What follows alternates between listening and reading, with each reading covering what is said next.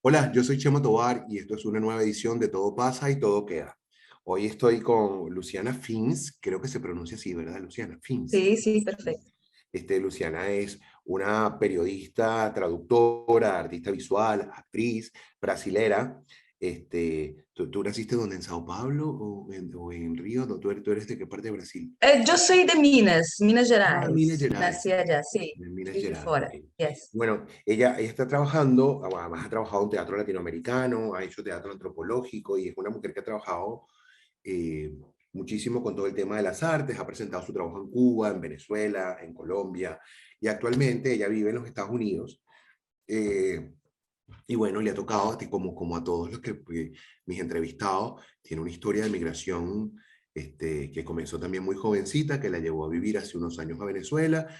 Por eso viene el contacto a través de una amiga nuestra que me llamó para contarme, que fiel, fiel en la audiencia de Todo pasa y todo queda, y me contó que Luciana estaba ahora en los Estados Unidos trabajando con un grupo de mujeres brasileras que están contando historias.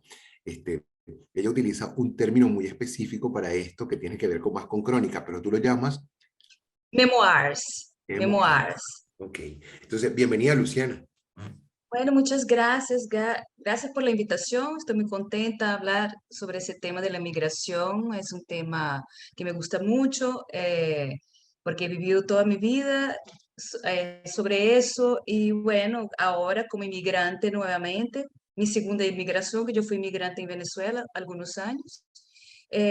Bueno, es el tema que yo vivo, el tema del cual ahora estoy con un grupo de mujeres inmigrantes brasileñas que estamos escribiendo historias sobre nuestra experiencia, que para mí es muy importante poder compartir las historias, porque siempre la palabra es muy importante, ¿no? La palabra tiene un gran poder de cura a la gente que queda a la sombra, que la mayoría de los inmigrantes.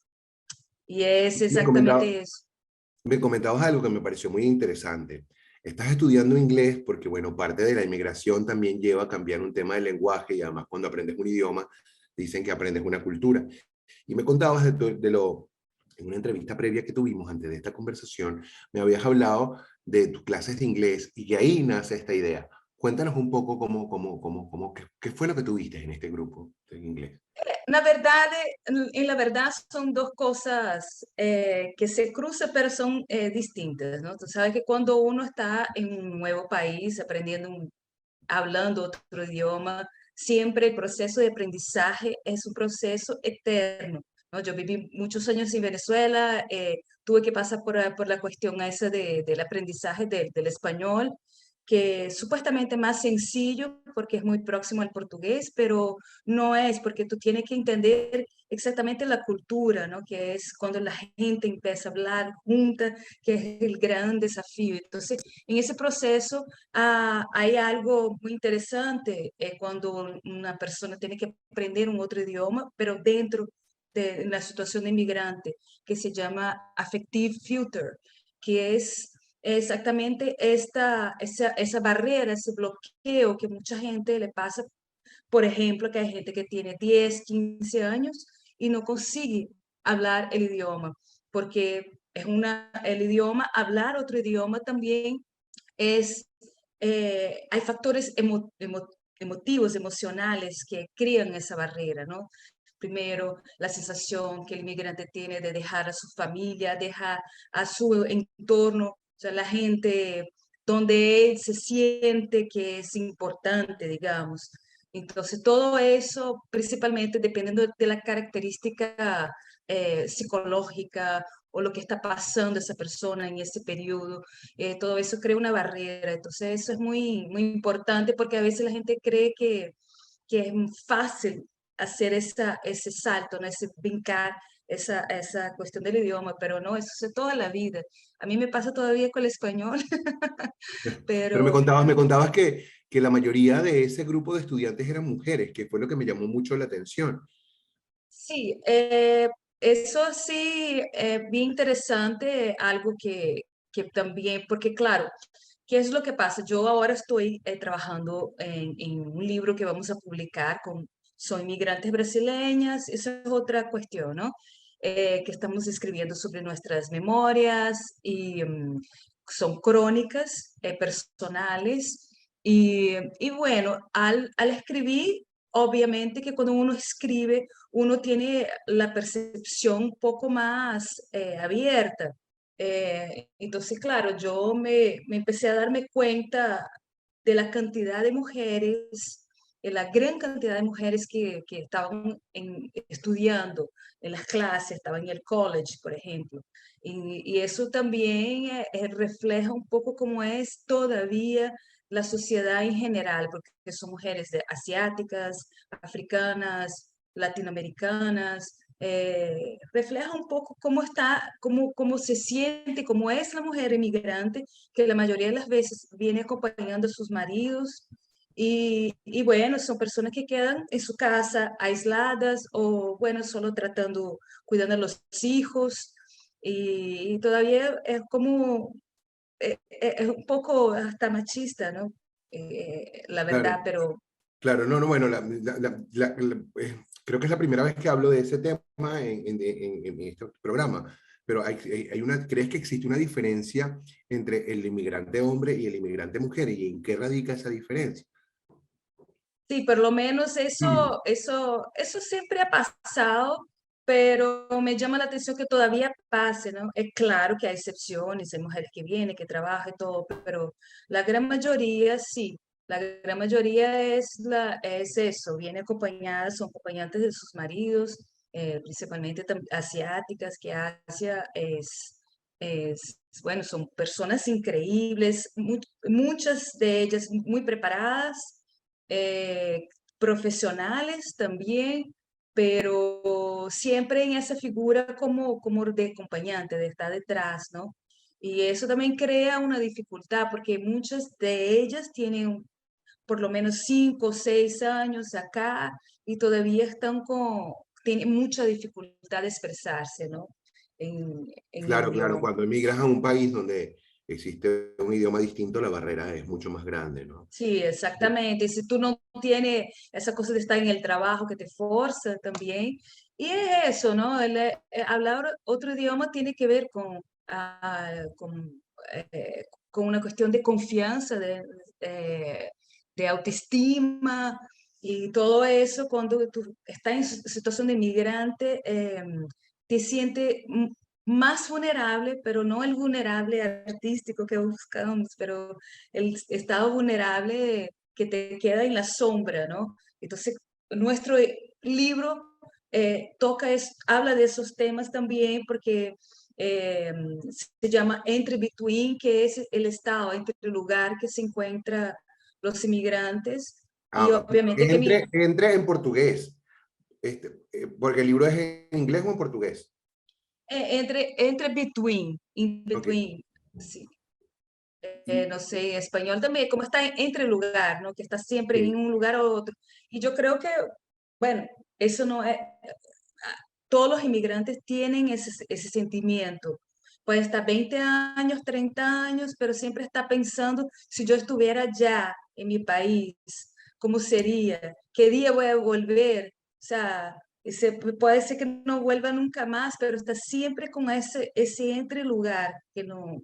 sí, es un buen nombre, porque siempre andamos como entre, ¿no? En medio de, en ese espacio que no terminas de llenar y que está ahí como latente. Exacto. ¿Cuántas escritoras estas se han reunido contigo para hacer este libro? Sí, nosotros somos seis escritoras, algunas periodistas, otras son profesoras, ya la mayoría tiene muchos años acá, eh, pero es un grupo de mujeres muy interesante, también politizadas, feministas algunas, bueno, todas las mujeres, ¿no? Somos, siempre Claro, pero hablamos de fíjate una mujeres. cosa, ¿crees que esta conjunción se da por el mismo hecho de ser inmigrante? Cuando uno es inmigrante, uno va buscando como en crear lo que yo llamo ese apoyo emocional. Y has hablado también de una cosa que me pareció interesante, que es el tema de existir. Yo he venido trabajando con mi propio proceso migratorio y yo me he dado cuenta que cuando tú emigras, por más gente que conozcas, te conviertes en alguien anónimo y que crear esa imagen de nuevo es como empezar de cero. esa conjunción de ustedes seis tiene que ver con eso, con tu necesidad de aparecer de nuevo en la escena. O sea, porque cuando uno es empezar de cero, literal. Sí, a mí personalmente yo creo que hay dos formas de ver, ¿no? Empezar de cero es difícil, principalmente cuando no, o sea, no te conoce, porque tú creas una historia, tú eres, en tu casa tú eres hijo de alguien, eres amigo de alguien, o sea, tienes como raíces, ¿no? Y Ujú. cuando tú cambias, tú no pierde todo, o sea, no eres, eres solo tú delante del espejo, porque el espejo del inmigrante es muy cruel y porque te ves mucho. Cuando tú estás, sales de tu entorno, de donde eres, y vas para otro lugar, te ves mucho más profundamente y eso es muy duro. Pero también tienes la oportunidad de empezar a estar personalmente, o sea, de tener de construir una mejor versión de ti mismo. Sí, eso que También acabas es, de decir, eso que acabas de decir, hay que escribirlo en alguna parte, ¿no? El espejo del inmigrante es muy sí, cruel porque te hace verte mucho. sí. Es fantástica esa imagen. Espero que esté escrita en una crónica o que salga de aquí algo para Sí, él. sí, yo le escribí sobre eso, porque yo pienso mucho sobre eso, porque uno en la soledad, en la solitud es muy buena, ¿no? Pero la soledad, uno se ve mucho. Y cuando tú estás en proceso de aprendizaje de otro idioma, observa mucho más, porque a veces en las conversaciones está como no participa, pero está observando. Y también, bueno, ese es un proceso muy complejo, ¿no? Muy complejo. Y es muy personal también, pero lo recurrente es esta cuestión del entrelugar que siente todo el inmigrante. Claro, Eso, que, y la muerte que asombra, eso es otra cosa, porque muchas veces la situación del inmigrante legal, digamos, de visa, todo ese proceso, que lo obliga mucho a veces quedarse mucho tiempo sin poder visitar a su familia. Entonces eso también crea una angustia muy grande, ¿no? pero Entonces, fíjate que a pesar de todo, la manera como tú me describes el proceso, que es realmente cruel, doloroso, tú has tomado ese riesgo varias veces. ¿Qué hace que tú quieras siempre tomar ese riesgo de empezar de cero y de emigrar? bueno, son varias situaciones, ¿no? La primera fue era más joven y fue mucho más sencillo, a pesar que, bueno, Venezuela era un país muy parecido a Brasil, de, de la característica, ¿no? De cómo somos nosotros los Sí, Caribe, ¿no? latinoamericanos. Ujú. Eh, Obviamente por una cuestión de trabajo, ¿no? De oportunidad de trabajo, de estar mejor, digamos, en eso. Pero sí, a mí particularmente siempre me ha gustado conocer otras culturas y a mí yo crezco muchísimo, ¿no? Es duro principalmente el primer año. Yo creo que el primer año es el más duro porque es como tú estás en un lugar, no pisando como en la nada, ¿no? Pero después tú vas empezando a construir algo, construir una rutina. La rutina empieza a trazar también como rutas. Y esas Claro. rutas, por lo menos para mí, ¿no? Yo pienso así como, ok, tú empiezas a reconocer espacios. Yo digo también que es lo peligro, porque a mí no me, no, yo trato de no perder un poco esa mirada de turista que uno tiene cuando ve algo nuevo, ¿no? Porque tú empiezas a acostumbrar y ver los defectos también. y, y no que sea malo, ¿no? Claro, Pero no te entiendo, te entiendo. Pero tú la primera vez emigraste sola y ahora emigras con familia. ¿Cuál ha sido la diferencia? bueno, yo siempre, la primera vez también no emigré sola, pero ahora emigré con mi marido. Eh, Yo creo que lo diferente es situación, Yo creo que es lo normal, cuando uno está solo, uno está acompañado, ¿no? No sé si Claro, existe claro, una claro, diferencia, pero creo que tal vez sea más fácil estar con alguien porque la gente que inmigra solo, principalmente en un lugar aquí como Estados Unidos, donde la gente un poco más individualista, ¿no? Entonces se queda, la soledad puede ser mucho más profunda.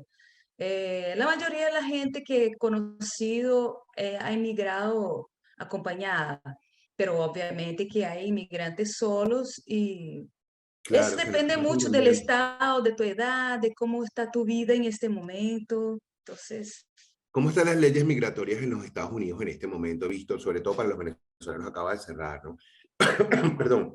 ajá. Hablame de algo importante. Tú decías, los que migramos legalmente, porque hay dos maneras de migrar, los legales y los ilegales. ¿Cómo ves en este momento que hay tanto revuelo, por ejemplo, en las fronteras con México, esta llegada de latinoamericanos? ¿Tú estás en qué ciudad? Yo estoy en Phoenix, Phoenix. Arizona.